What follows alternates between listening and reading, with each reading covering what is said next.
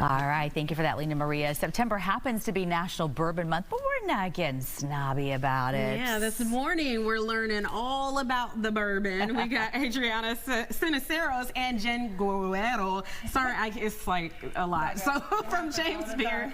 Yeah, y'all are from award-winning restaurant Julep. Thanks for coming in. Good morning. Good morning. Thanks for having us. All right, so let's start with what exactly is bourbon? And my big question, what's the difference from bourbon and whiskey?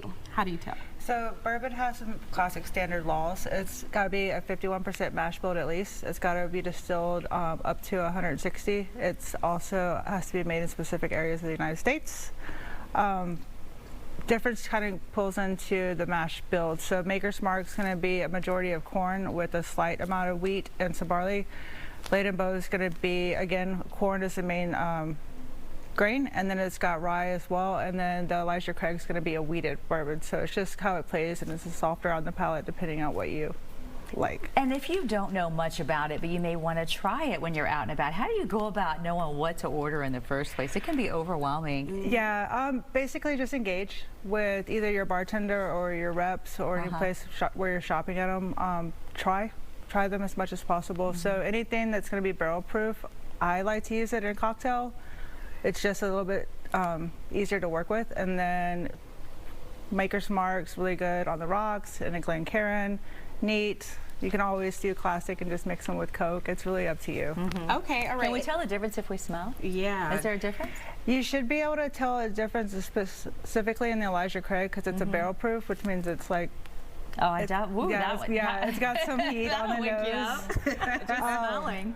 Yeah, they smell really good. Morning. Good. Yeah. Oh, okay. I see. All right. We got you. You mentioned some ways to drink it. Like, what's the preferred way to sip if you're tasting? However you want. Mint. Add mint. However you want. Traditionally, a Glencairn's really good because it helps you aerate it in a specific way and control where you're going to have the nose on it.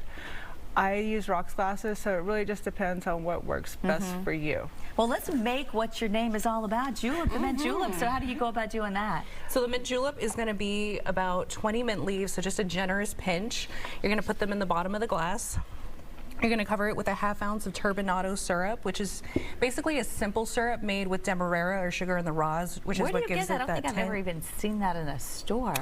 You've seen it. Do you get it at the liquor store, or can you get it in the grocery store? No, you can get it at the grocery store. Okay. Even when you get coffee, those little brown packets that just say sugar in the raw, it's just non-processed sugar. Got it. That's what gives it that brown tint instead of simple syrup that's kind of a clear color.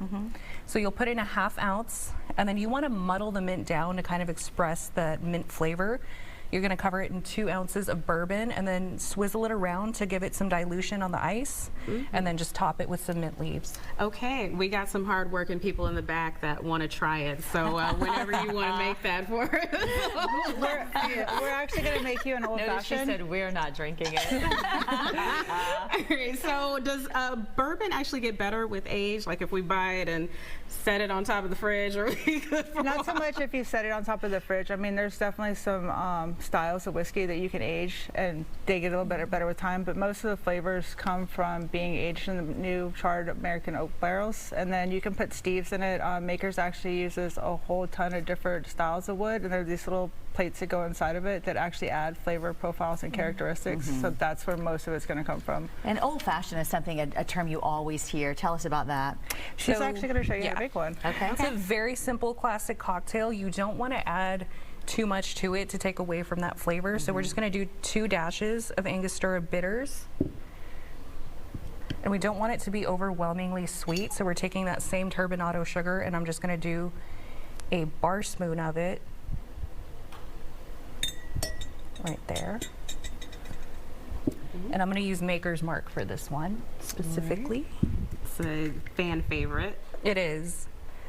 And then we're going to do 2 ounces of the bourbon. Put that in there. And this is how y'all make it over at Julep?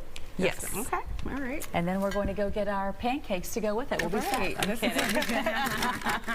All right. Well, we're running out of time, but I love your big ice cube. This is so beautiful. It just looks so appetizing, doesn't it? Yeah, I got a mold for that. Yeah. Come to my house. I'll hook you up. I'm coming on over. Making ice cubes with Chelsea. All right. Ladies, thank you so much. No problem. Thank you for having us. We'll be right back.